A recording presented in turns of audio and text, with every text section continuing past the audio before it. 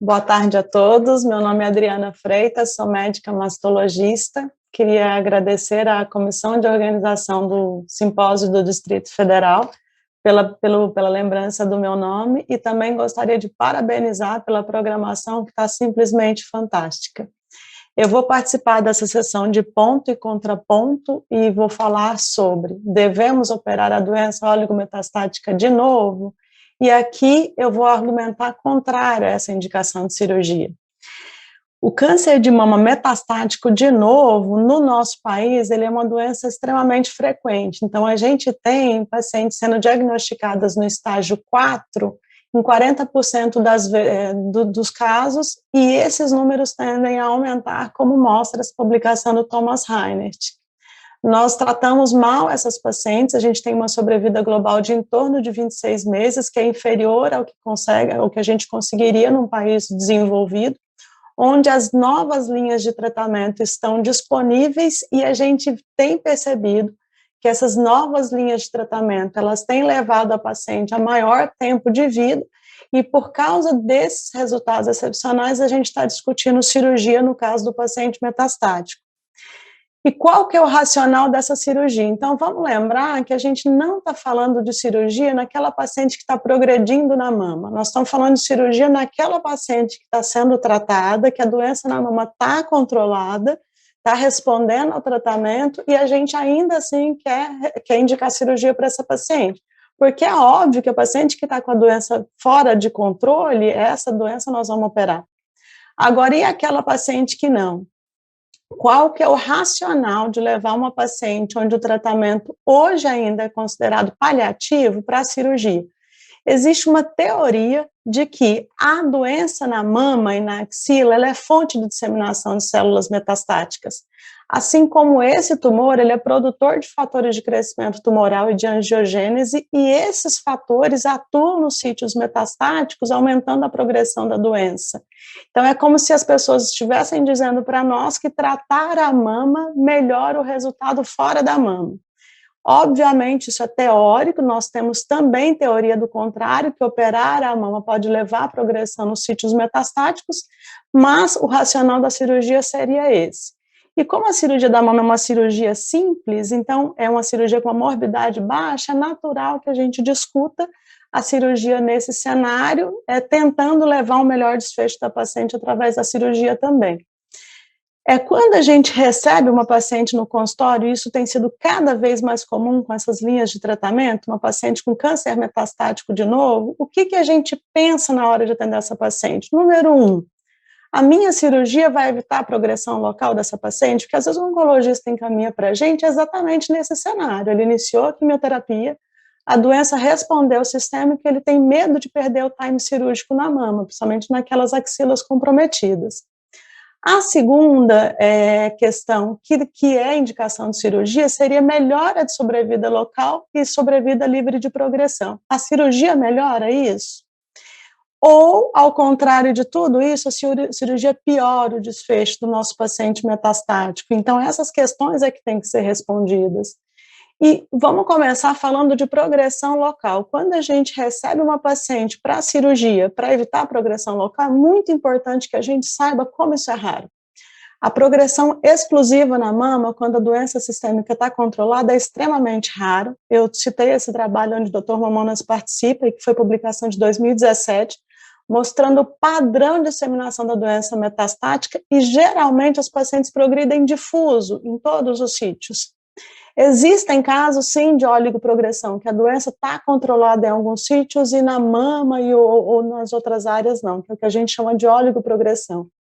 Mas ainda nesse cenário de oligoprogressão, quando a gente sabe que a progressão na mama sozinha ela é muito rara, então isso não pode ser uma justificativa para a cirurgia.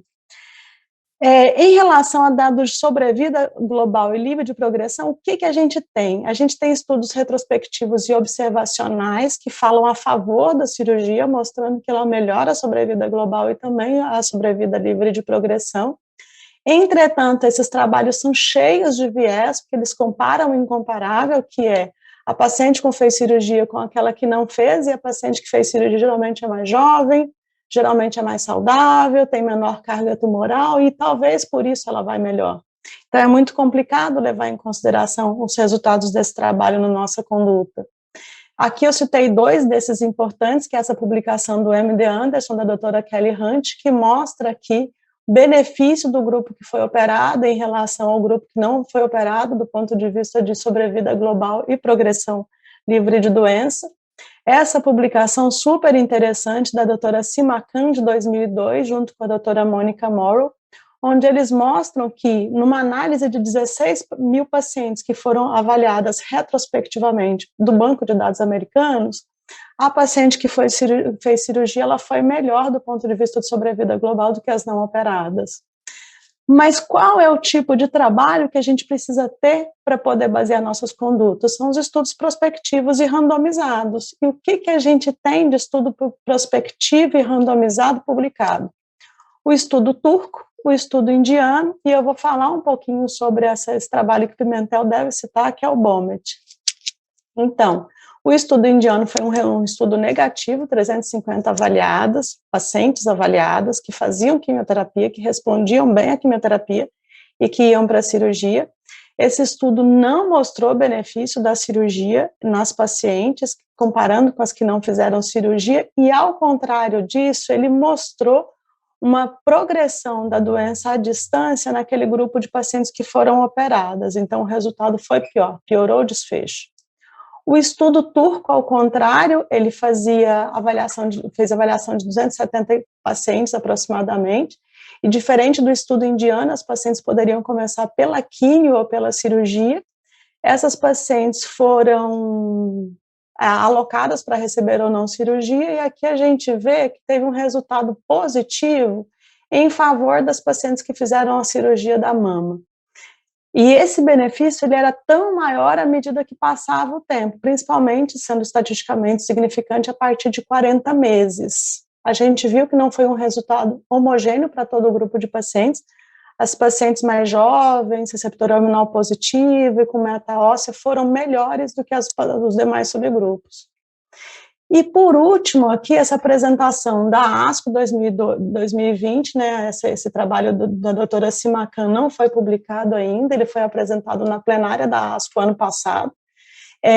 260 pacientes avaliadas, e nesse resultado preliminar não houve benefício de sobrevida global, não houve benefício de sobrevida livre de progressão, apesar de que no grupo das não operadas as pacientes progrediram mais, e isso não impactou em qualidade de vida, que é uma coisa que a gente pode depois levar para a discussão. Então, toda vez que a gente vai discutir cirurgia, esses são os trabalhos que a gente vai comentar: o estudo turco, o estudo indiano, a apresentação em plenária da doutora Sima Khan. E esse outro trabalho, que eu tenho certeza que o Pimentel vai comentar, ele não é randomizado, mas também é um estudo prospectivo que visou avaliar só pacientes com metástase óssea.